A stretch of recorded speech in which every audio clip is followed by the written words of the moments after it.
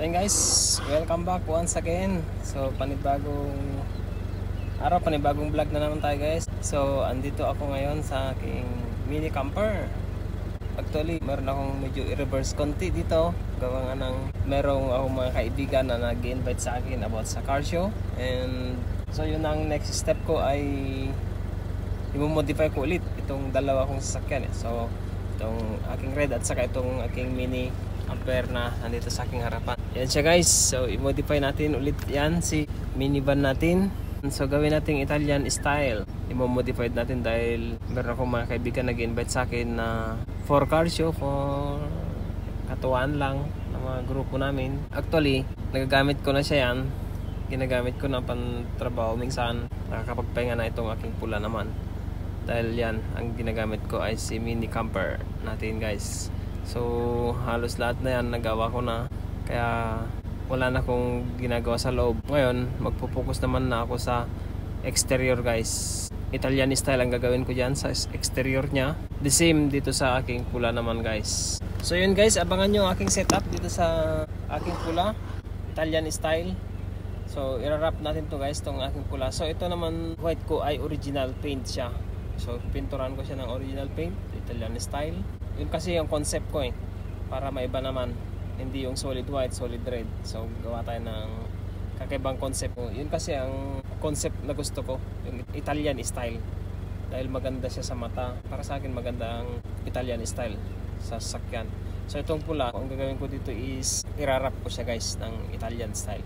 Itong puti, yan yung original paint ang gagamitin ko dyan guys. Dahil yung puti na yan luma na, kaya pwede nang patungan ng pintura yan. So yun guys, abangan nyo. Pipintura natin yan ng Italian style. So medyo mahaba-habang proseso ulit. And siguro takes 2 to 3 months again.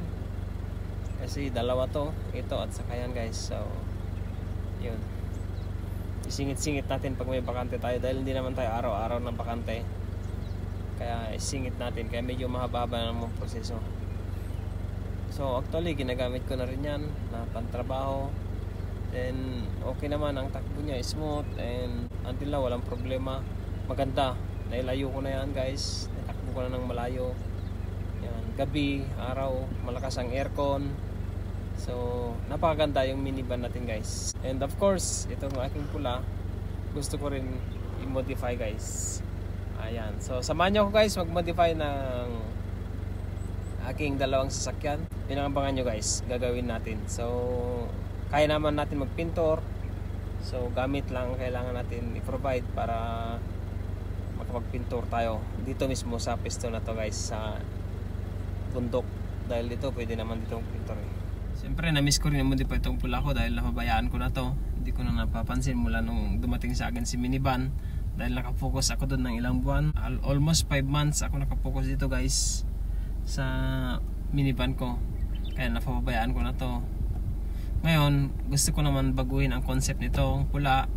And of course, that minivan ay baguhin ko rin yung concept niya guys. So, iparehas ko na sila ngayon na Italian style. Ayan, yung puti at ito ay magiging magkakulay na in the future. Siyempre, marunong naman tayo magpintura, marunong tayo mag-repair kahit papano about exterior. Marunong tayo maglagay ng mga accessories sa exterior. So, walang problema.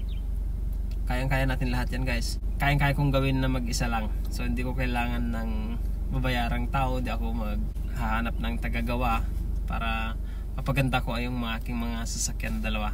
So gagawin ko lang, mag-provide ako ng gamit dahil kulang ako sa gamit. After that, magagawa ko ng yung konsepto na gusto kong gawin dito sa dalawa. Itong pula at saka itong minivan ko.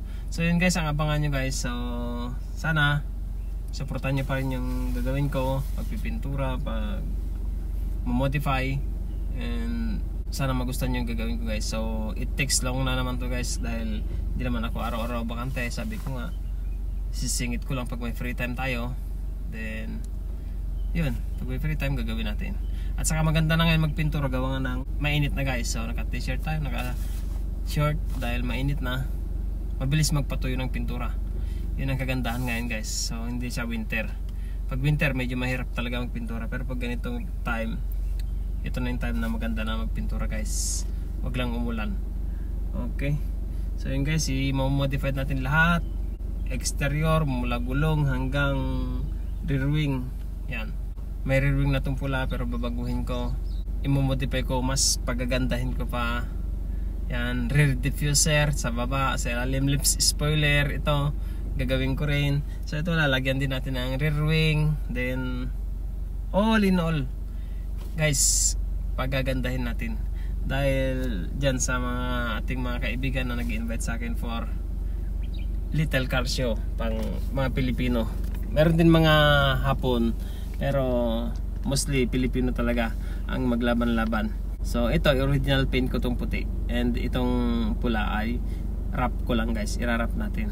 So yun, medyo mahabang proseso, may gastos, and of course okay lang, importante masaya tayo guys. Then yun naman ang pinakaregalo natin sa ating sarili para sa pangapagod natin na araw-araw na nagtatrabaho. So yun ang pinakaregalo natin. So yun lang guys, salamat sa inyong panonood and pakishare ang aking video. And of course, abangan nyo guys ang aking modification ng ating dalawang car. So yun lang guys, salamat. And pag di ka pa nakapag-subscribe, subscribe ka na guys. See you next video guys.